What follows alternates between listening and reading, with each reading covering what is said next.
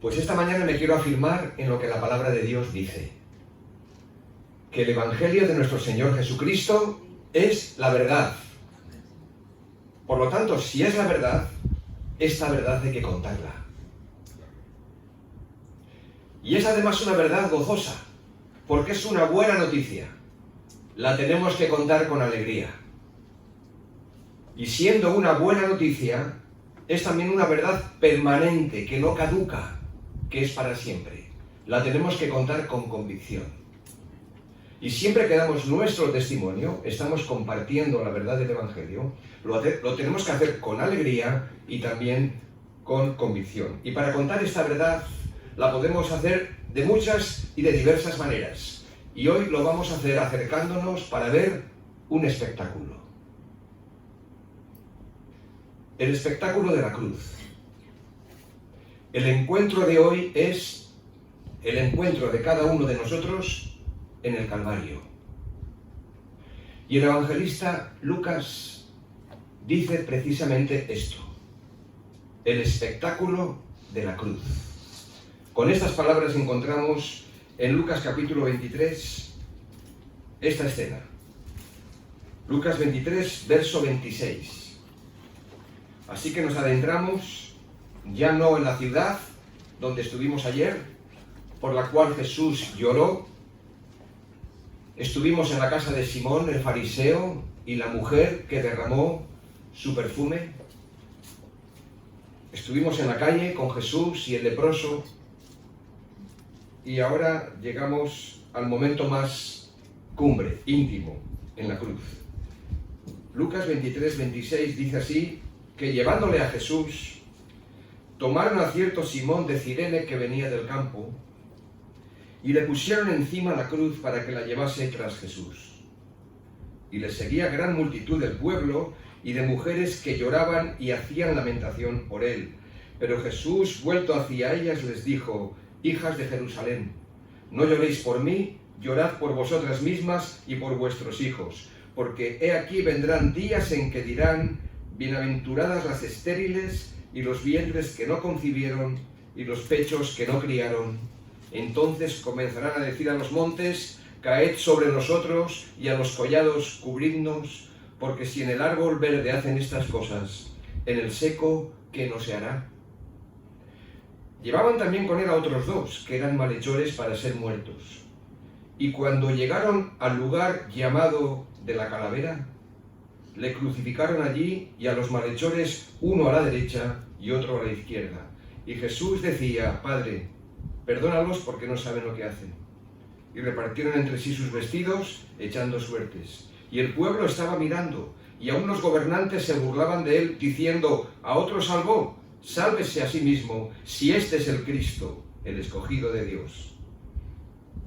Los soldados también le escarnecían, acercándose y presentándole vinagre, y diciendo: si tú eres el rey de los judíos, sálvate a ti mismo. Había también sobre él un título escrito con letras griegas, latinas y hebreas: este es el rey de los judíos. Y uno de los malhechores que estaban colgados le injuriaba diciendo: si tú eres el Cristo, sálvate a ti mismo y a nosotros. Respondiendo el otro le reprendió diciendo: ¿ni aún tú temes a Dios estando en la misma condenación? Nosotros a la verdad justamente padecemos, porque recibimos lo que merecieron nuestros hechos, mas este ningún mal hizo.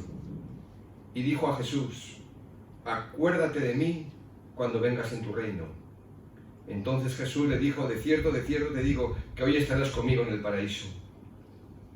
Cuando era como la hora sexta, las 12 del mediodía, hubo tinieblas sobre toda la tierra hasta las 3 de la tarde. Y el sol se oscureció y el velo del templo se rasgó por la mitad. Entonces Jesús, clamando a gran voz, dijo: Padre, en tus manos encomiendo mi espíritu. Y habiendo dicho esto, expiró. Cuando el centurión vio lo que había acontecido, dio gloria a Dios, diciendo: verdaderamente este hombre era justo. Y toda la multitud de los que estaban presentes en este espectáculo, viendo lo que había acontecido, se volvían golpeándose el pecho. Pero todos sus conocidos y las mujeres que le habían seguido desde Galilea estaban lejos mirando estas cosas. Señor, Nosotros hoy no queremos desde lejos mirar esto. Queremos acercarnos, como lo hemos hecho esta mañana en la adoración, y queremos, Señor, mirarte de cerca y oír tu voz. Aquellos que ya te hemos conocido, Señor, el Evangelio de la Gracia está aquí para nuestra edificación, para renovar nuestro corazón. Y para aquellos que aún no son tuyos, que no han entregado su corazón, su vida a ti, que este mismo Evangelio de la Gracia los alcance. Señor, gracias por esta oportunidad de acercarnos al Calvario, de acercarnos a tu corazón. En el nombre de Cristo Jesús. Amén.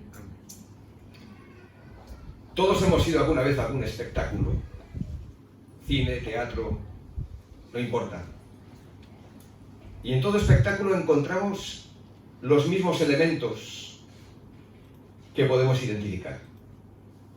Tenemos el escenario, tenemos el actor principal, el personaje central de la historia, y tenemos los oyentes, los testigos allí presentes en este espectáculo. Pues estos tres elementos están aquí presentes. En primer lugar, el escenario, donde tienen lugar los acontecimientos de la crucifixión. Y notamos que hay un escenario natural, sin trampa ni cartón. Es un escenario natural porque se hace en la calle, en una ciudad, Jerusalén, en un monte llamado de la Calavera, el Monte Calvario, y un medio de ejecución, la cruz, al que Cicerón llamó el mayor y el más grande de los suplicios. Así que tenemos un escenario natural, que ha quedado registrado en las Escrituras y en la historia. Pero siendo el escenario natural, y después de lo que hemos leído, no fue natural lo que pasó en ese escenario.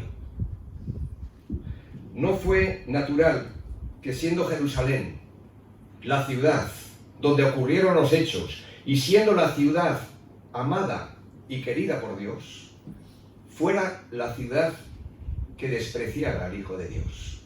Eso no era lo natural. No era natural que aquel que había venido para reinar finalmente fuera clavado en una cruz para morir. Eso no era lo natural. ¡Qué espectáculo, señores! Porque no ha habido otro hecho en la historia de la humanidad que nos haya alejado tanto de nuestra dignidad como seres humanos, que hemos negado al santo y al justo y hemos dado muerte al autor de la vida, como dice el apóstol Pedro. Eso es antinatural. Pero esto fue lo que ocurrió en la vida real y en un escenario real. Pero hay un escenario también aquí sobrenatural que tenemos que verlo, porque el texto lo describe. Dice que hubo una densa oscuridad sobre la tierra. Por espacio de 3 horas. Se hizo de noche, siendo de día. 3 horas de oscuridad sobre la tierra, como si el sol mismo no quisiera contemplar la agonía del Hijo de Dios cubriéndose con un manto de tinieblas. El evangelista Mateo dice que las rocas se partieron y que se abrieron los sepulcros. El velo del templo, como hemos recordado hoy, se rasgó por la mitad. Dios lo rompió de arriba abajo, indicando así que ahora tenemos acceso con libertad a la presencia del Padre. Eso se rompió de arriba abajo para siempre. Y todos estos fenómenos sobrenaturales, como si de efectos especiales se tratara, Dios los dio para llamar nuestra atención de lo que allí estaba pasando y que la gente lo estaba viendo, porque las calles de Jerusalén se abarrotaron de personas. Todos dejaron sus casas, sus quehaceres, para contemplar la agonía del Hijo de Dios, mirando al cielo diciendo: ¿qué pasa aquí? Y todos estos elementos y fenómenos sobrenaturales llamaron nuestra atención y también nos tienen que llamar nuestra atención ahora de lo que allí estaba pasando. Ahora notad que cada día, todos los días de nuestra vida, nos movemos en un escenario natural. Nuestras calles, nuestras casas, nuestra ciudad. Es el escenario donde nos movemos, donde hacemos la vida de todos los días. Pero como creyentes sabemos que hay otro escenario natural que nos acompaña. No solamente los cielos cuentan la gloria de Dios, hay un escenario natural de la presencia de Dios en nuestras vidas. Hay un escenario natural donde el Señor nos está preservando cada día, nos está guardando, donde nos está dando señales y los impulsos de su Espíritu para saber que sí, es un escenario natural, pero hay algo sobrenatural a nuestro alrededor. Aún los ángeles del Señor y el ángel del Señor acampa alrededor de los que le temen y los defiende. Tenemos que tener ojos para ver lo que no pueden ver estos ojos. No nos podemos quedar solamente con un escenario de una vida natural, que la tenemos, que pisamos suelo, tierra firme. Pero tenemos que ser conscientes, muy conscientes de la presencia de Dios en nuestras vidas, hablándonos al oído, guiando nuestro corazón. Así que tenemos un escenario natural. Otros elementos seguramente podremos destacar, pero vamos a pasar al segundo elemento del espectáculo de la cruz. El personaje principal. ¿Quién es? El Señor Jesús de Nazaret. Que tiene rasgos naturales. Su persona, Jesús de Nazaret, el Hijo de Dios, tiene rasgos naturales que son propios de su humanidad.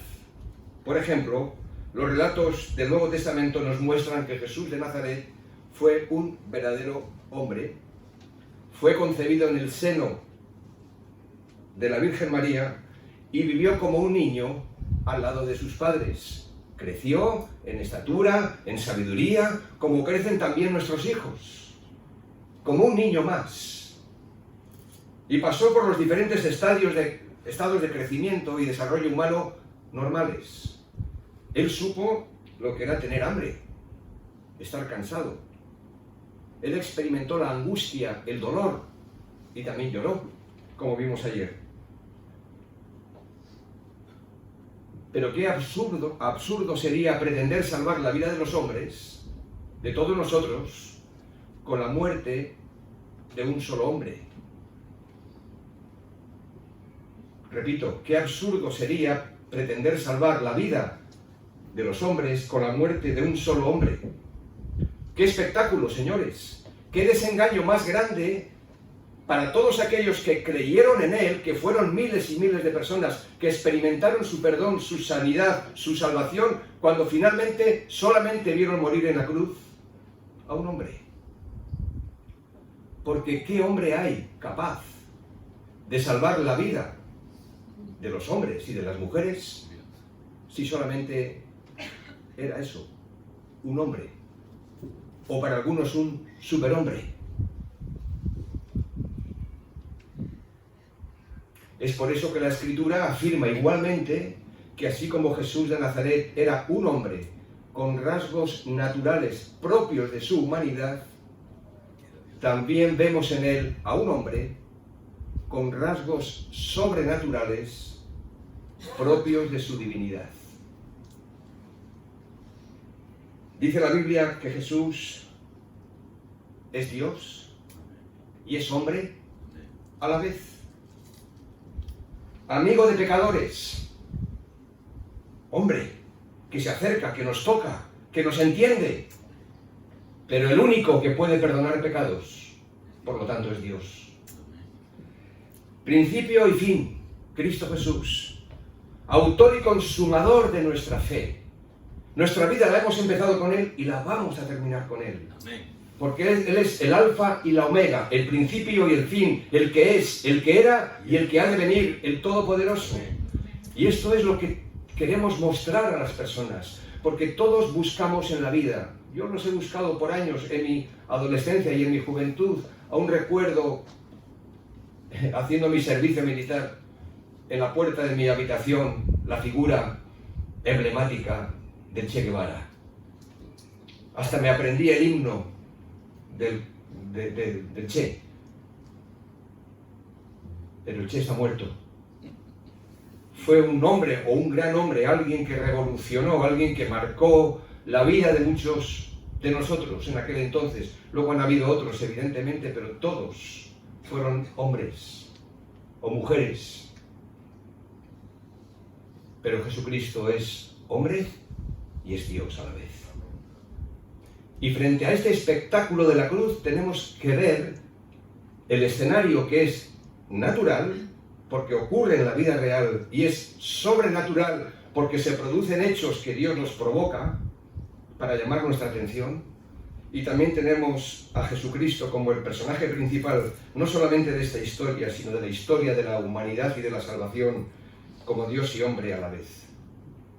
Nos vamos acercando cada vez más a este momento.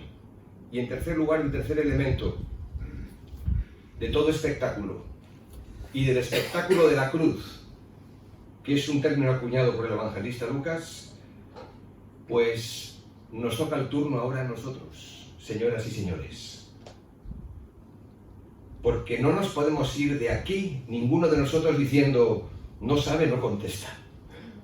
Nos tenemos que ir de aquí con una decisión, una afirmación tomada, en un sentido o en otro. Porque aquí tenemos a los testigos, que son los que están viendo lo que está ocurriendo.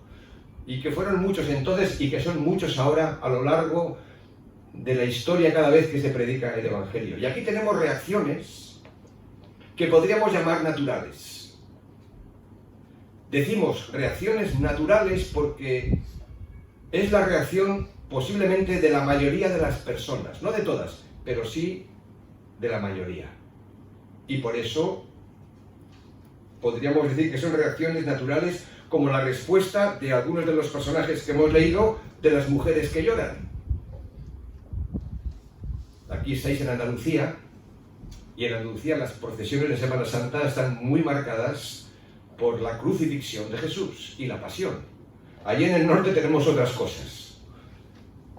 Pero todos hemos visto, y habréis visto en vivo y en directo, el llanto de hombres y mujeres cuando ven pasar al Cristo crucificado. No es que esté mal. Los sentimientos no es que estén mal en sí mismos, está bien. Pero son reacciones naturales. En muchos casos, otros no lloran, evidentemente. Otros se ríen. Y aquí también vemos a los gobernantes que se ríen. Y vemos también a la masa del pueblo que guarda silencio. Y vemos a los que blasfeman contra el nombre de Cristo. Son reacciones que lo podemos ver en nuestros días cada vez que el Evangelio se predica. Burla, desprecio, lástima, asombro, miedo, indiferencia, complicidad, incredulidad. Ahí está. Ahí está el abanico de reacciones de mucha gente frente al Evangelio. Pero también hay respuestas y reacciones sobrenaturales que no esperaríamos encontrar y que tiene que ver también con nuestra propia reacción y respuesta al Evangelio, que por eso estamos aquí. Y quiero llamar la atención a la respuesta de al menos, hay más, 2 personas presentes en este espectáculo. La primera de ellas es el soldado romano.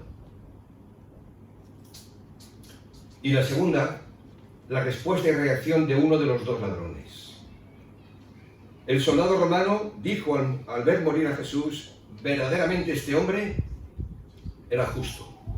De alguna manera, esta reacción sobrenatural vino producida por el Señor mismo, haciéndole entender a ese soldado lo que allí estaba ocurriendo. No entendería mucho más, pero dijo, verdaderamente este hombre era justo. Y el ladrón a su lado dijo, acuérdate de mí cuando vengas en tu reino. Esto no era natural escuchar. Primero, de 2 hombres, en aquel entonces, donde uno era macho del todo, es decir, ver a un hombre decir, acuérdate de mí cuando vengas en tu reino a punto de morir, no era lo natural. Quizás lo natural era más la reacción del otro, que le dijo, si tú eres quien dices ser, sácanos de aquí. ¿A qué se debió este cambio? Del ladrón en la cruz. El texto nos lo dice. Este hombre, quizás por primera vez en su vida, se vio a sí mismo tal y como era. Oyes, a veces no nos vemos a nosotros mismos tal y como somos. Nos autoengañamos y formamos nuestra propia armadura Y en algún momento de nuestra vida, cuando se nos presenta el Evangelio, el Espíritu Santo hace una obra sobrenatural que nos permite vernos tal y como somos por dentro.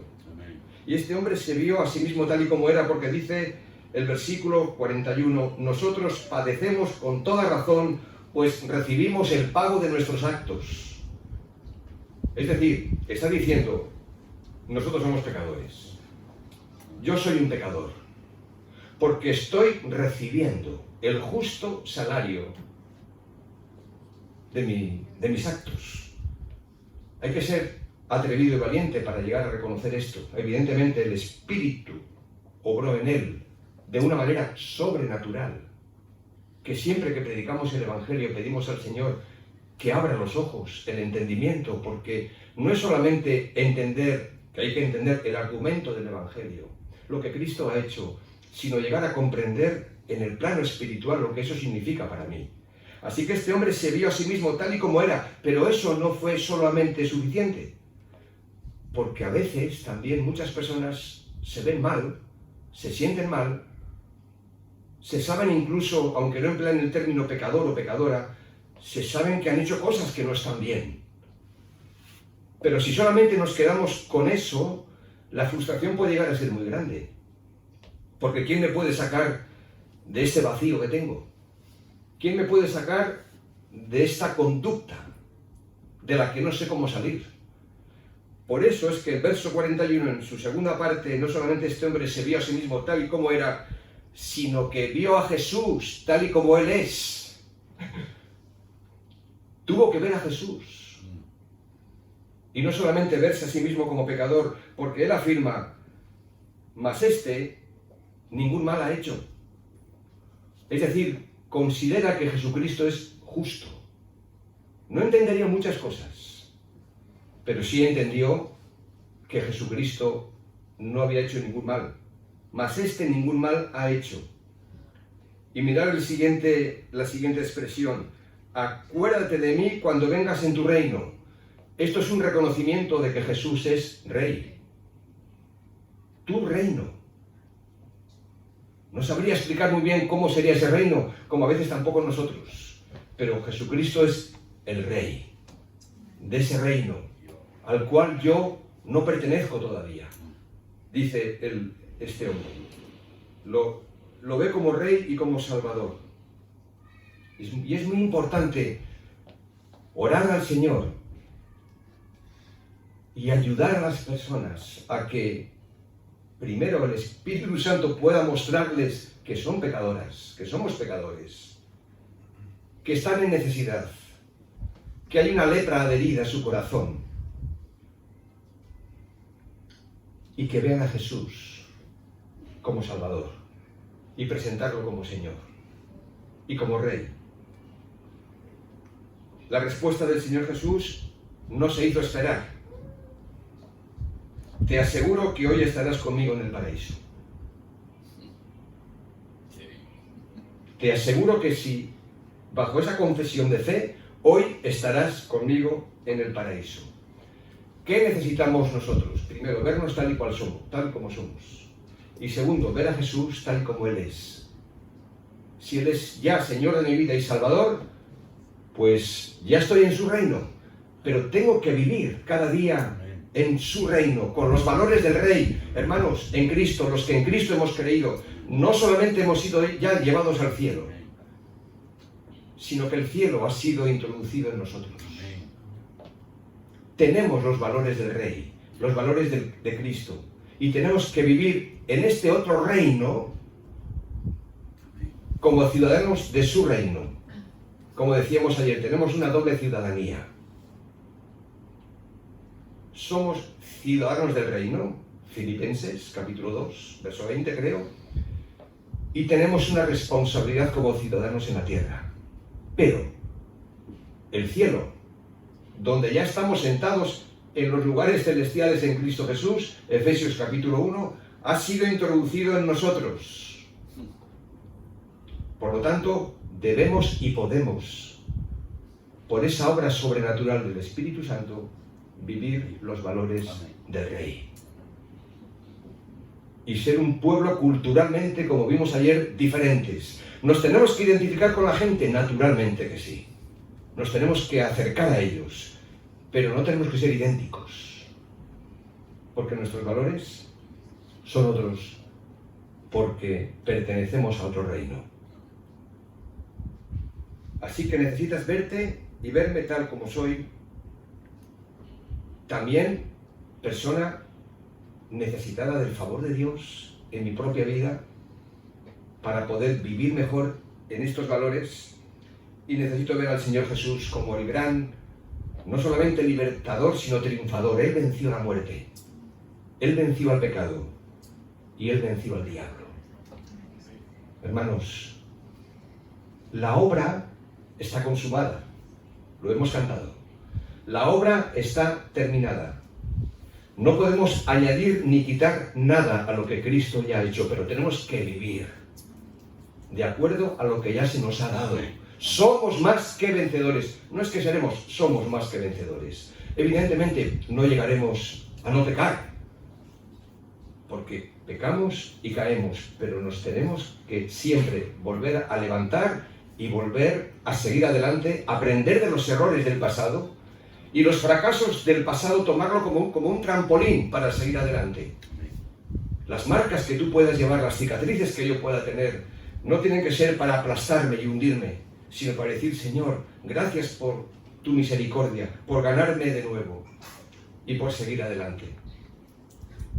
Señor, acuérdate de mí cuando vengas en tu reino. Quizás haya alguien aquí que necesite decirle al Señor estas mismas palabras. Señor, acuérdate de mí cuando vengas en tu reino. Me arrepiento de mis pecados. Perdóname, avívame, porque la promesa que está aquí es para ti y para mí. Mirad, te aseguro que hoy estarás conmigo en el paraíso. Aquí hay una seguridad preciosa. Dice el Señor Jesús: de cierto te digo, te aseguro. Cuando te extienden una invitación, pues, y aquí hay una, no hay mejor invitación que esta. Una seguridad preciosa. Una invitación única, admirable. Estarás conmigo, dice el Señor Jesús. Estarás conmigo. Hay una compañía grata, o mejor dicho, una compañía segura. ¿Estarás cuándo? Hoy, ahora. O sea que es necesario tener esta seguridad de saber que pase lo que pase y venga lo que venga, mi vida está en sus manos. Una garantía segura. Por supuesto, una compañía grata, estarás conmigo. Y la invitación es admirable, estarás en el paraíso, en el cielo de Dios.